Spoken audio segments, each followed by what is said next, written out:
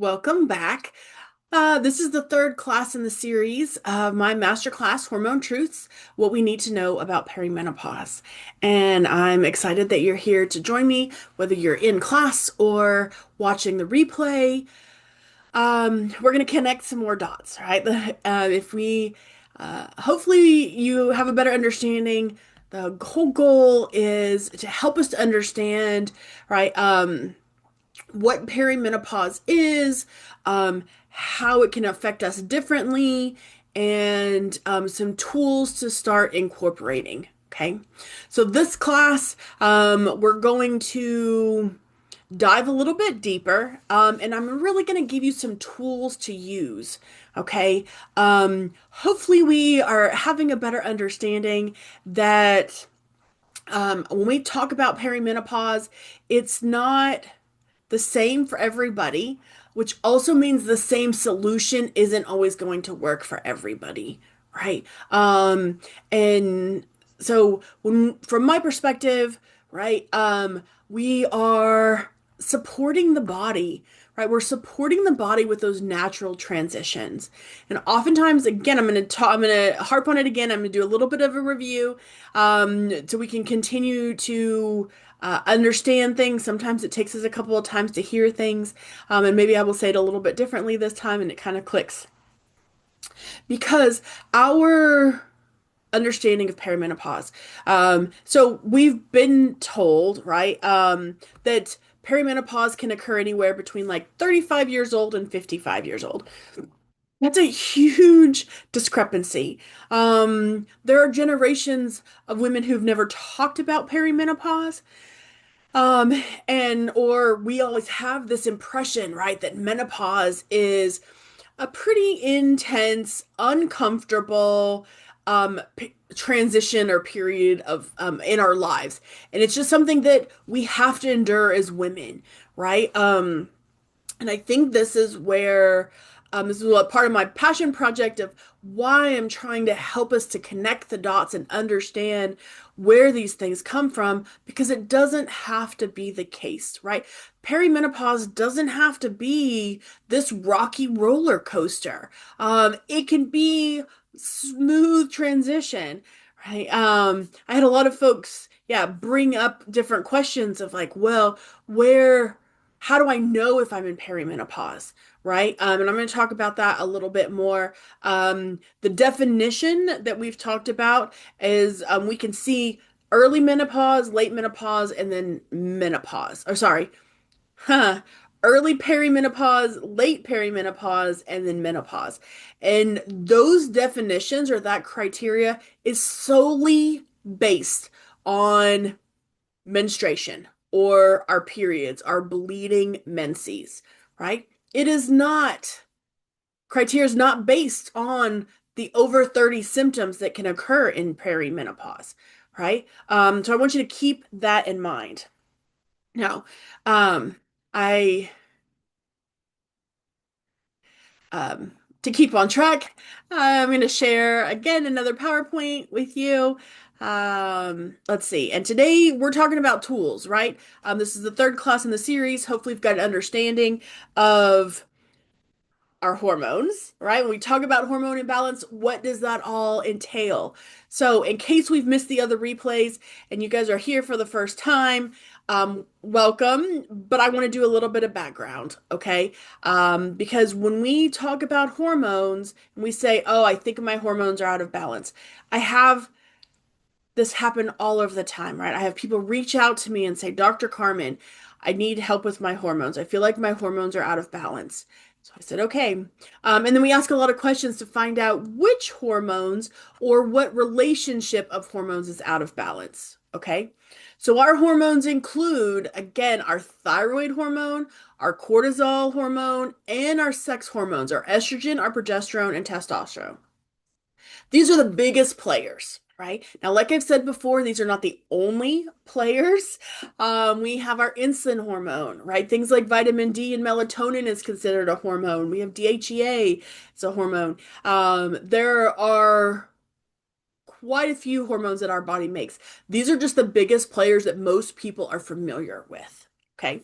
Now, all of these hormones, these classes, the thyroid, cortisol, and our sex hormones, all go through this HP axis, which is a hypothalamus and pituitary in the brain. Okay. And that's what dictates in this picture these releasing or stimulating hormones that goes to each gland, the thyroid gland, the adrenal gland, and the gonads. For women, this is often our eggs. So then that stimulates the release of the actual hormones from each gland. Okay. Now, again, I always have to give this caveat, right? Because we have a tendency to oversimplify our health in order to understand it better. All right. And so I'm going to take that idea to help to show you what we mean when we say balanced hormones, right? Because hormones are changing all of the time. We're going to see this again. Our hormones are changing every day, every month, every year. So when we say balanced, it's not a myth, but we have to recognize that that shift in our hormones is supposed to be in a certain ratio. So, in a super simple metaphor, if we have our biggest players, our estrogen, progesterone, testosterone, thyroid, and so that should say cortisol or our adrenals, those are the biggest players. They're gonna have the most pieces of the pie. Okay, so if we divided those up evenly, they would all get about 20%. Now, when I say in a ratio, that means that our progesterones match our estrogens. Our progesterone matches our cortisol, and our estrogens match our thyroid, right? And that we're not dominant in one of those. The next picture down is when you can see a dominance. That means that hormone is taking up more space.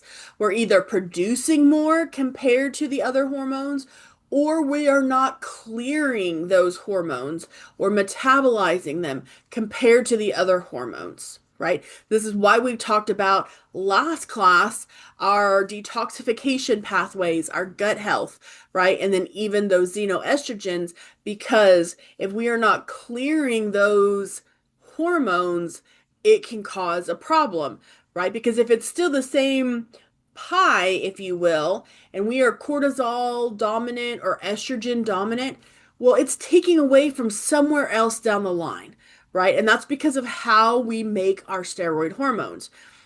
Most commonly, it takes it away from our thyroid and our progesterone. Okay, because those are not essential in the sense they're not leading to survival. When we move into perimenopause, if we know that our estrogens are going to naturally decline. Okay. Well, if we don't have this idea of balanced hormones, or we have other hormones that have already been dominant, say your estrogen has been dominant, right? And we've had things like endometriosis, fibrocystic breasts, really heavy periods, intense PMS, right? PMDD, and then our estrogen naturally starts to decline, well, it may feel like it's falling off of a cliff, right? And then we get more intensified symptoms. If our estrogen has been falsely dominant because of xenoestrogens and our natural estrogen begins to decline, right? Then we're going to have magnified symptoms. If cortisol, our stress hormone, has been dominant and our estrogen begins to decline, then it becomes the driver, right? And then again, our symptoms are often magnified. So it's not, so my goal with understanding this is that even though there's over 30 recognized symptoms to perimenopause, um, we've been taught that it just feels like our body's just falling apart, right? You hit 35, and you get pregnant, you're considered a geriatric pregnancy. You hit 40 and your body's just going to fall apart, right? We're going to have um irregular periods. You're going to start losing your hair. Your skin's going to be changing, right? We're just going to experience more aches and pains, right? That doesn't have to be your situation. And that's my goal with teaching this class is to understand that that doesn't have to be our situation, right? Because again, when they diagnose perimenopause and menopause, it's based on the timing of our periods. It's not based on all of these lovely symptoms that can occur. And if these symptoms are occurring, it's because our body's trying to tell us something, right? I'm always encouraging people to listen to their bodies. And so sometimes people may be dismissed. If you've been to a practitioner and you said, "Hey, I think I'm in perimenopause," or, I think I'm in a hormone imbalance, and they've run labs and you experiencing these symptoms and they say, "Oh, your labs look great," or you feel like you've been dismissed or not heard. Um, that's not the whole story, right? The reason why we look at these 30 different symptoms is because we can see the role of estrogen in all of our body, right? In all of the tissues. Now, another reason that I bring this up is because your labs may come back normal, right? Or what they consider as normal. And I touched on this briefly, but when you have certain sets of symptoms, that can indicate to us where that imbalance is, right? Is it an estrogen deficiency? Is it a progesterone deficiency? Is it a testosterone deficiency? Is it a cortisol dominance or an estrogen dominance? Right? Like, so we have a lot of fluidity between all of these players. Now, I've had folks who ask me, how do we know? Is there a way that we can find out where our hormones are? Yes, there is. So I offer testing within my clinic to test our hormones. I like to test our stress hormone, our cortisol, as well as our sex hormones, our estrogen, progesterone, testosterone, DHEA. Technically, we have three different estrogens that our body produces as women. We produce an estrone, estriol, and an estradiol. Okay, that's an E1, E2 is estradiol, and E3 is estriol. And conventional medicine usually only checks for estradiol. And the reason why I check for estriol is because it's a protective estrogen, right? So it protects us from things like breast cancer or hormone-driven cancers. And it can be a direct indicator if ours is out of balance between those estrogens of what our detox pathways and how our liver's actually functioning. So the way that I test hormones, it's a saliva test where you collect saliva um, throughout the day, and we get an idea of how your hormones are changing throughout the day. There are other tests that I also offer that if that doesn't work for folks, sometimes we do a urine test. The goal with the saliva and the urine test is we're seeing what your body actually using, right, as far as our hormones. So that gives us a little bit of a clearer picture as to where our hormones are and how our body's using it.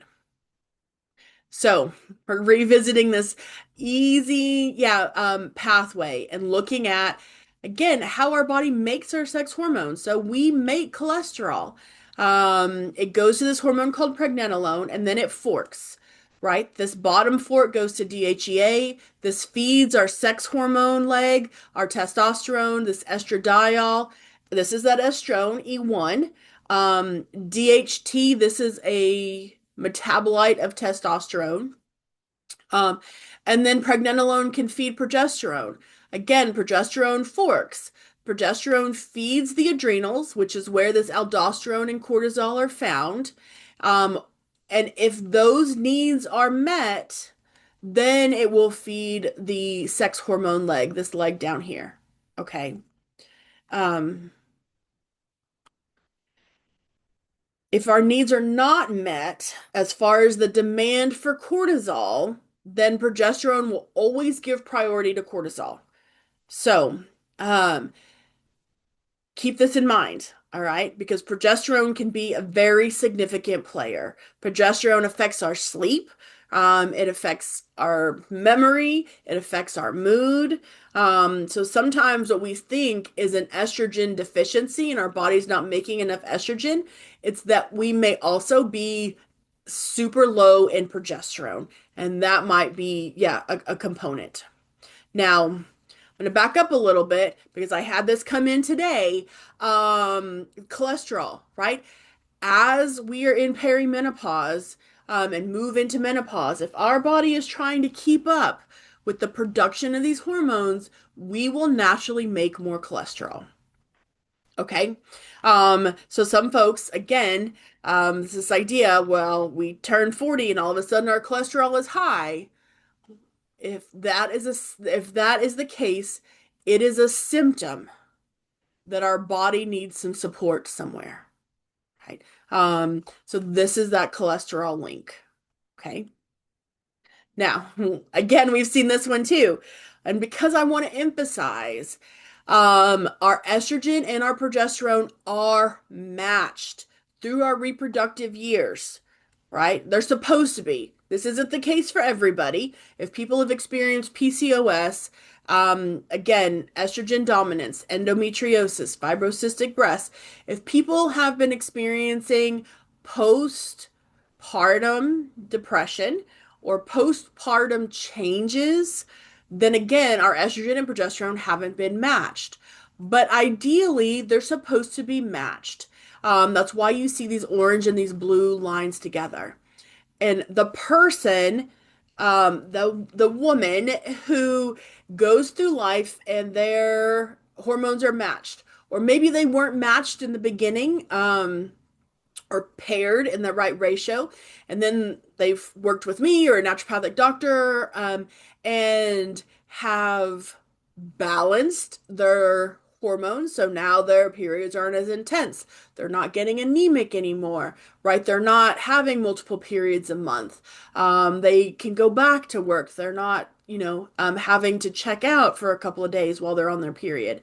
Um, when our hormones are in balance and they are matched, this estrogen and progesterone, then as the decline happens in perimenopause, it can be very mild, right? Our symptoms can be very mild.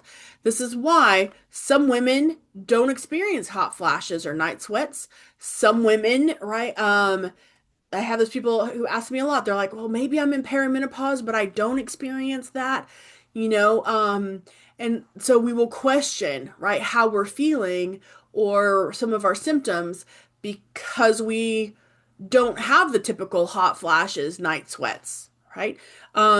Usually folks who are experiencing those, a significant amount or those 30 recognized perimenopause symptoms, it's because these hormones are not matched, right? So you'll see as we move into perimenopause, our progesterone doesn't have to be as high, right? It declines first and then our estrogen declines.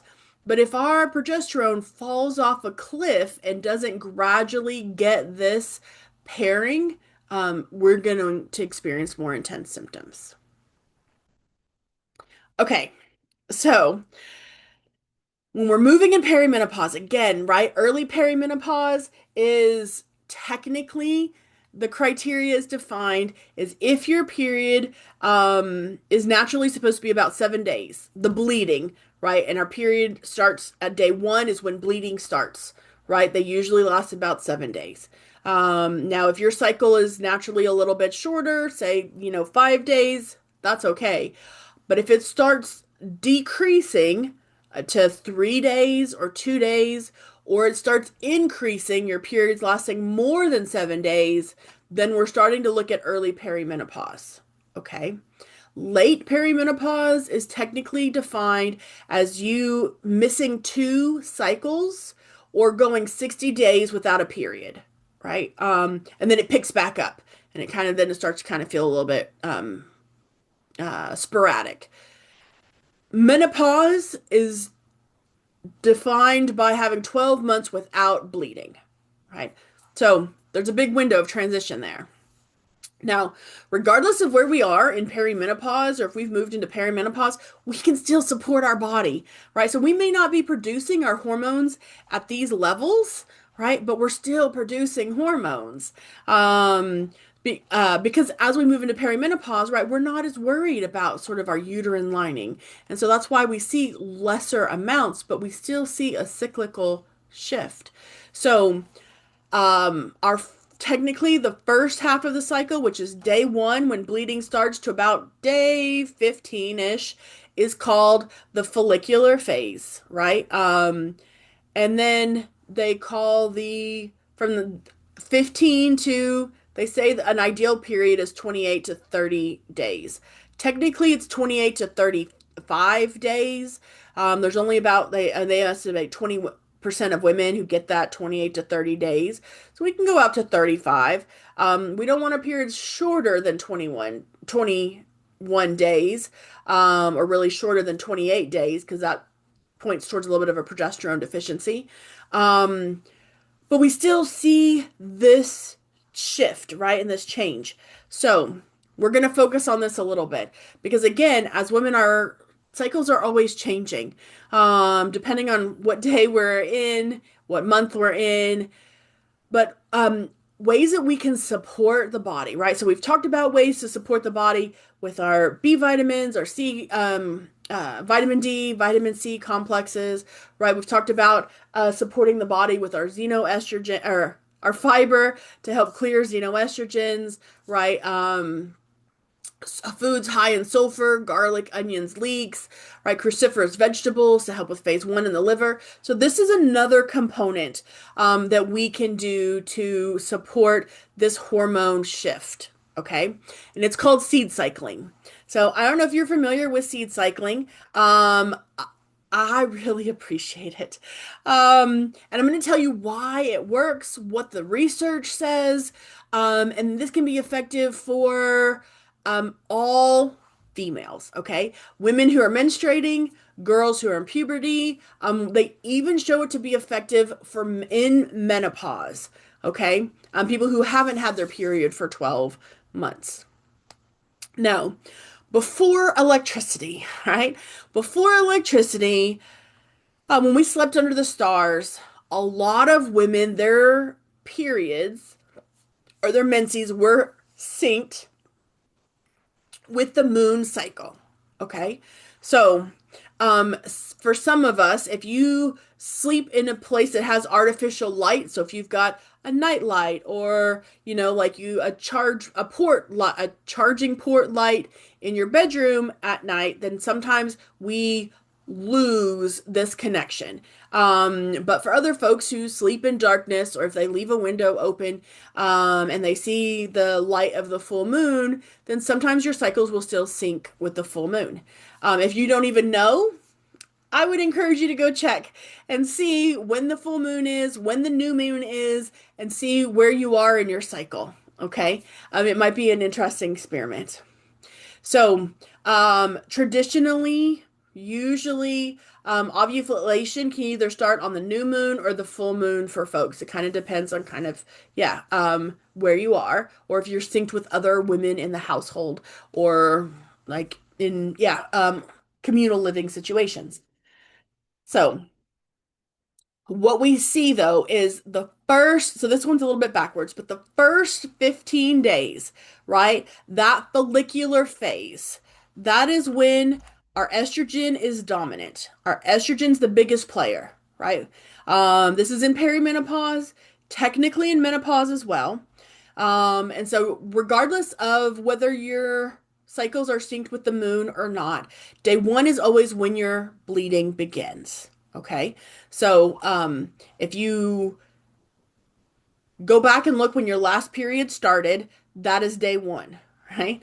So then you'll count out 15 days. If you are currently in that 15 days, I'm going to encourage you to look at incorporating seeds to help to support the estrogen phase, right? Those seeds look like pumpkin seeds, flax seeds, and chia seeds. Okay. Now, what does that mean? These foods have ingredients that help to support the production of estrogen. Um, and so we focus on adding these to our diet in that first 15 days of our cycle. Okay. Now, if our cycle is in that erratic period where we're not really sure when our period is, you can start anytime, right? Like, say you haven't had your period for 2 months, maybe 3 months, and you're not sure when it's coming back. That's okay. Just start your seeds now, and then keep a track of in the calendar, and then 15 days, change it to the others. Okay. So it doesn't have to be complicated. Um, If you want to sync your cycle with the moon, then consider starting on the new moon as day one if you aren't bleeding, or you're not sure where you are in your cycle. But that first 15 days, this says 14, but for 14 to 15 days, we're focused on flax seeds, pumpkin seeds, and chia seeds. Okay. We can add some essential fatty acids like a fish oil or a flax oil if you don't eat animal protein. And the goal is these essential fatty acids, they are the backbone to create our estrogens, right? So we looked at that steroid pathway. We make cholesterol, it goes to pregnenolone, right? Then it goes to DHEA, androstenedione, testosterone, estrogens. So we need those EPAs. It's technically stands for eicosapentaenoic acid, right? That's what keeps the cell walls healthy to produce our estrogens. Flax seeds are naturally high in omega 3s. They're also high in fiber and something called lignans, which we talked about last time, that help with balancing our estrogen levels. And then pumpkin seeds are rich in zinc, and technically they support progesterone and estrogens. Okay.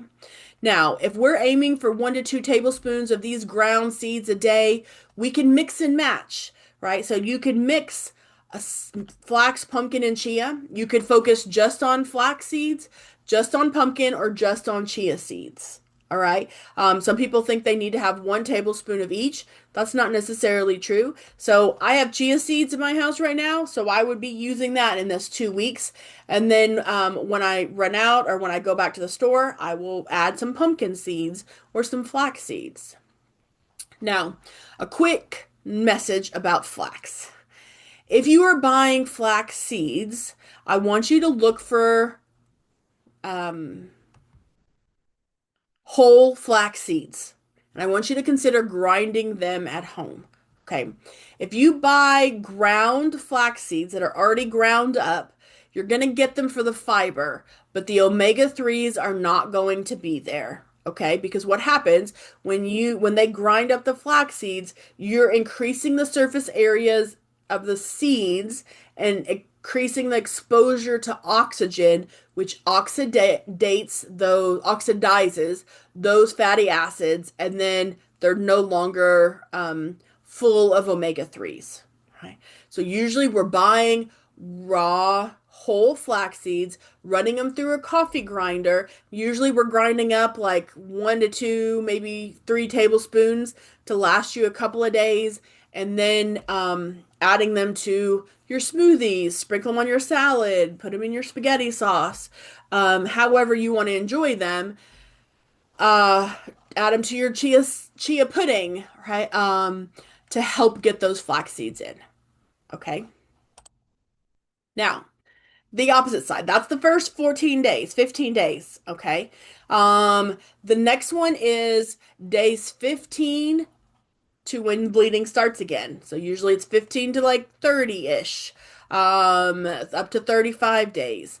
These seeds we focus on are sunflower and sesame seeds because they promote the production of progesterone to match the estrogen, okay, that our body is supposed to be producing. So, days 15 to 30, 1 to 2 tablespoons of ground sesame or sunflower seeds. Okay. Usually we're doing ground sesame seeds because again, they're kind of like flax and they're hard to break down, so we need to grind them up. This could look like just powdered sesame seeds you run through the coffee grinder, or like tahini, right? That like what people put in hummus or making a salad dressing out of tahini. It's ground up sesame seeds. And then sunflower seeds. The sunflower seeds technically don't have to be ground up, but you could if you wanted to. Now you can find sun butter, which is like peanut butter but made with sunflower seeds for people who have allergies. So that makes it easy. You could grab a couple tablespoons of that. What we add in addition to the fish oil or the flax oil is borage oil. This has a specific GLA or gamma linoleic acid, which is naturally anti-inflammatory. And the reason why we use it to address PMS and menstrual disorders is because we're promoting that progesterone, right? Sesame seeds are abundant in selenium, which helps with the thyroid, if you guys are familiar with that. Also helps with the liver detox and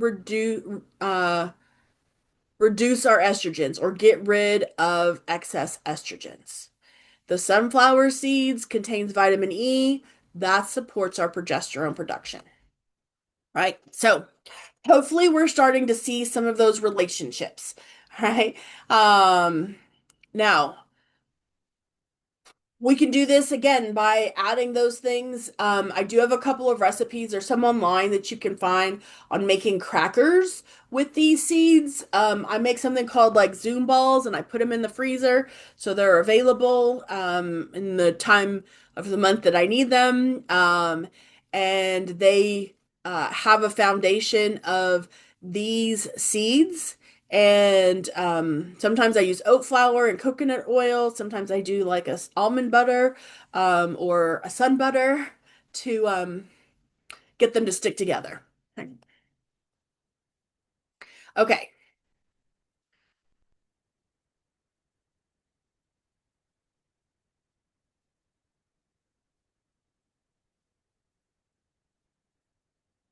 All right. So where's the science?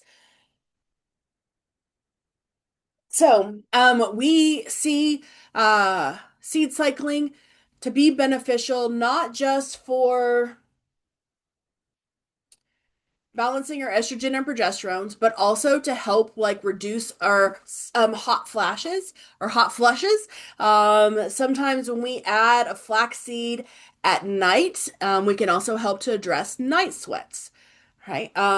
We've seen studies that have looked at pumpkin seed oil, how it reduces hot flushes, joint pain, and headaches, even through menopause. Okay. So what's cool about seed cycling is that it's not just to help to balance our periods and our hormones, but that it's also beneficial even in menopause. We there was this was another study that looked at sunflower seeds and pumpkin seeds because they're rich in those phytoestrogens. That reduces actually the risk of breast cancer in postmenopause. Right, that is pretty significant. We're seeing more and more breast cancer cases happening in postmenopause, right? And that can often be because our balance of estrogens, we're not clearing those estrogens.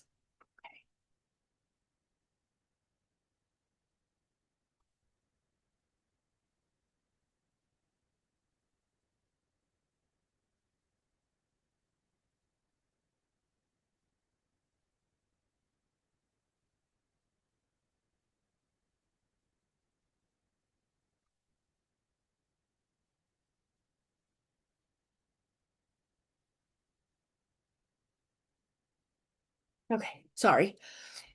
Um, this is worth mentioning because we have a pretty good understanding around breast cancer.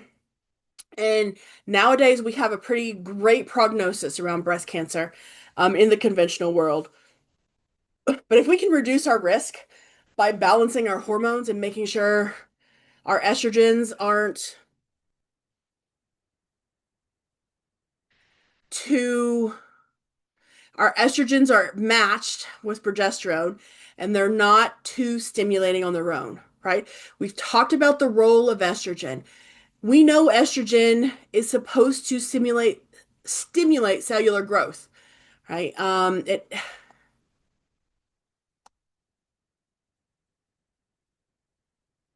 okay, sorry. Technology is a real learning curve for me. All right. Um, I'm not sure if it got this, so I'm going to say it again.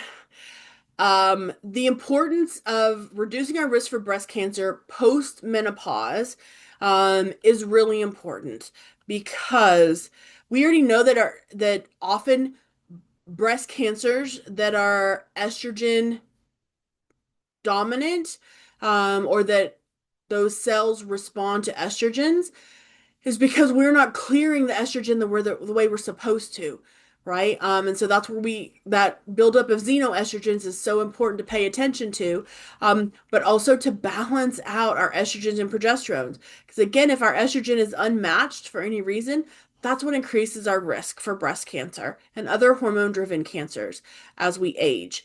And so if we can do things like incorporate seeds, sunflower seeds, pumpkin seeds, some things that I'm going to talk about here in a minute, we can significantly address that, right?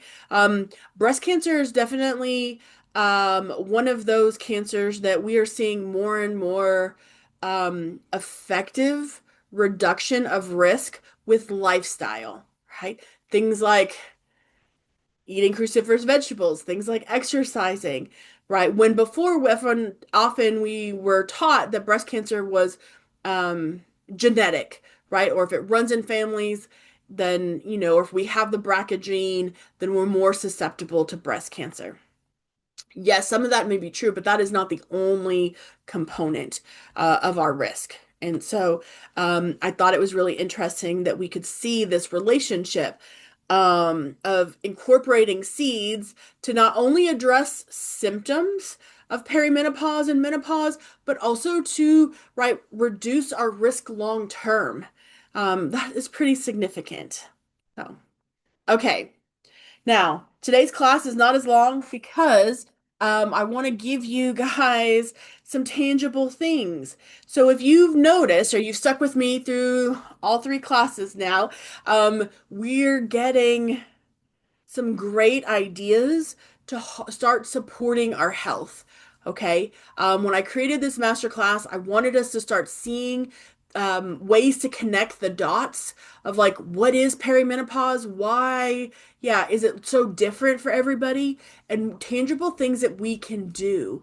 And this can be anybody, regardless of whether we experience symptoms or not. It doesn't matter where we are in that range where possibly our hormones could be changing, right? I love seed cycling because this is something that we can share with our kids, right? We can share with our daughters, with our nieces, we can share with our aunts, grandmothers. We could start doing this together, right? With people we care about, our best friends, to help to support our hormones. All right. So, daily routine changes that will give you the biggest impact. All right. And I'm going to tell you why, but I'm not, and this is, if you haven't worked with me before, this is often how I approach things. I want you to understand the why, right?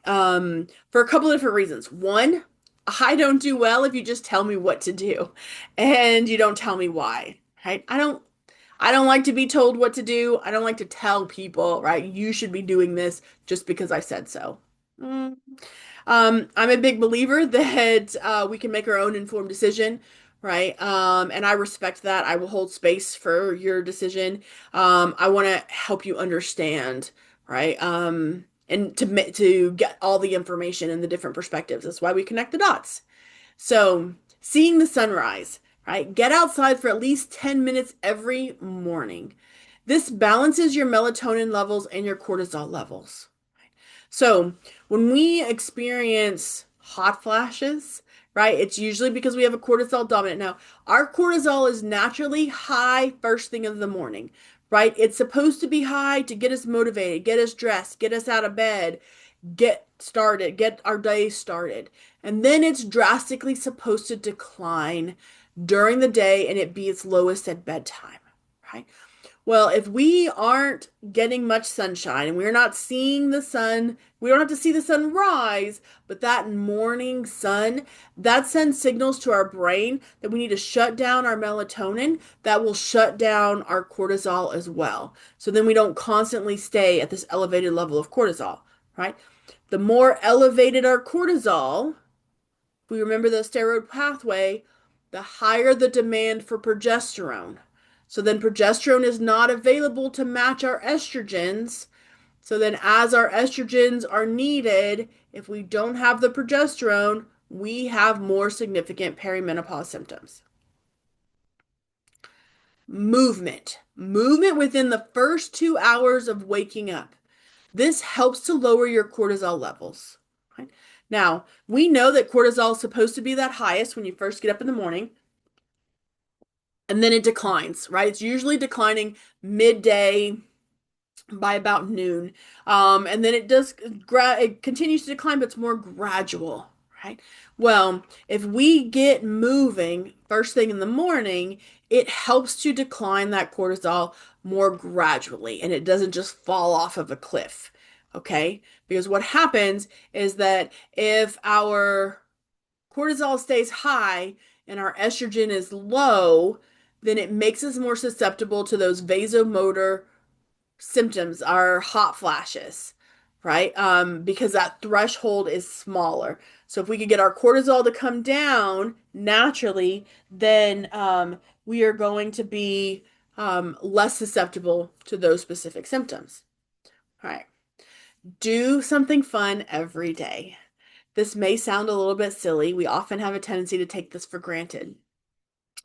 And it doesn't matter what that fun thing is. If it's fun to you, that's perfect, right? A lot of people think we need to relax. We need to take a vacation.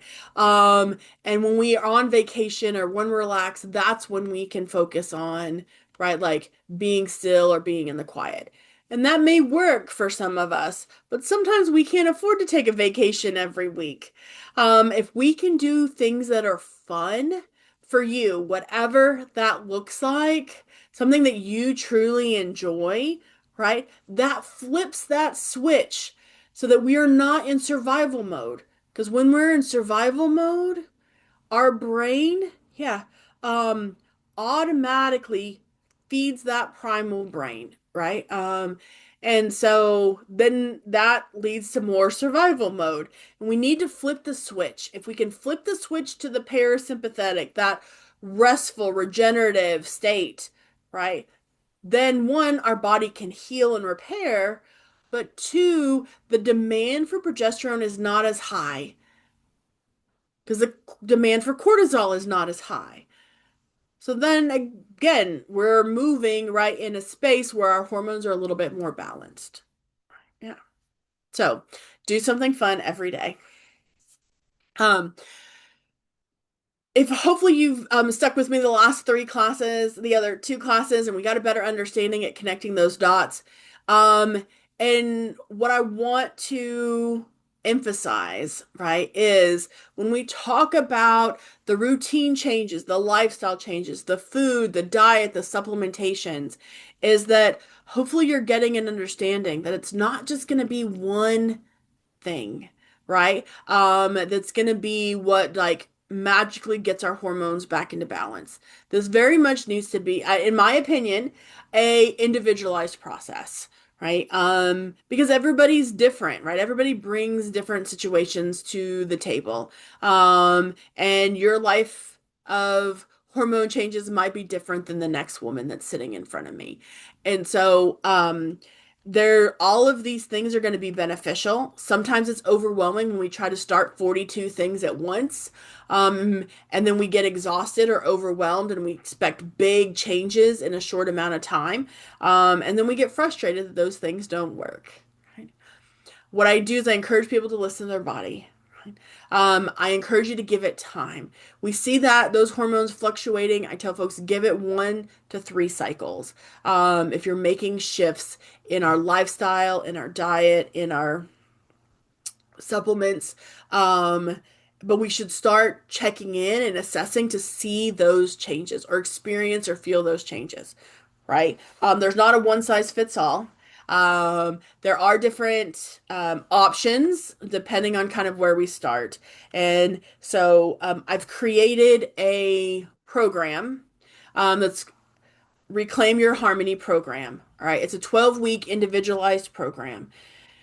It consists of addressing all of the things that can contribute to imbalanced hormones.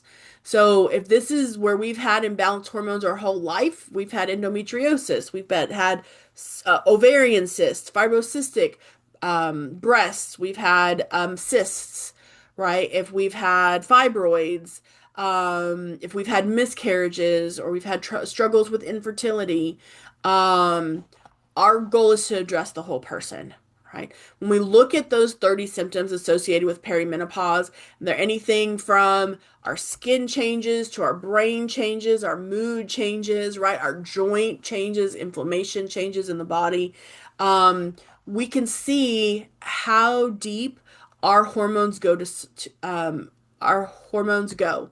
And so we very much look at the whole person, right? So we look at your gut health, your detox pathways, our endocrine system, which is those hormones, estrogen, our sex hormones, estrogen, progesterone, testosterone.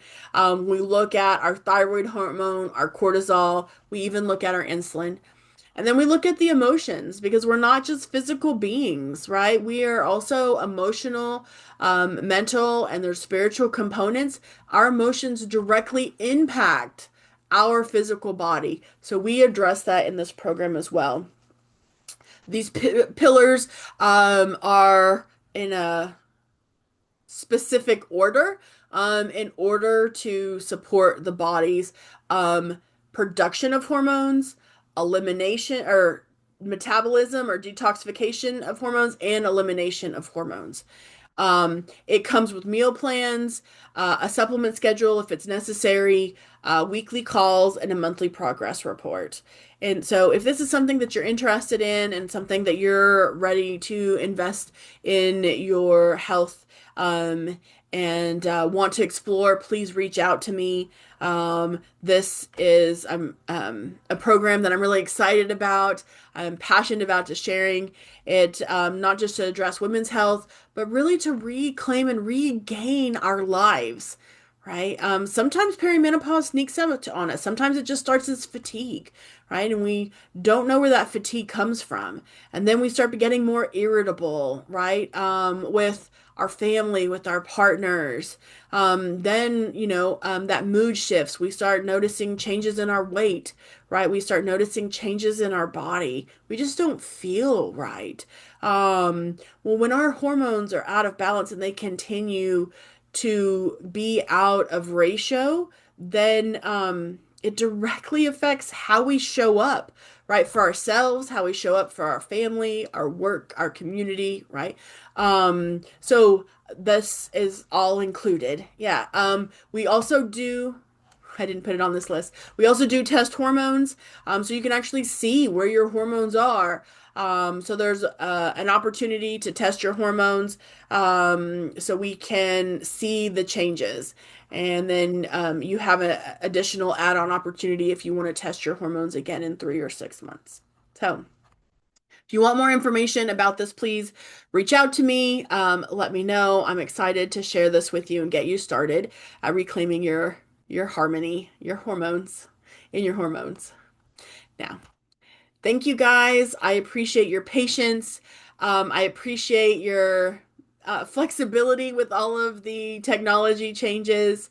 Um, if you would like more information, my website is drcarmenjones.com.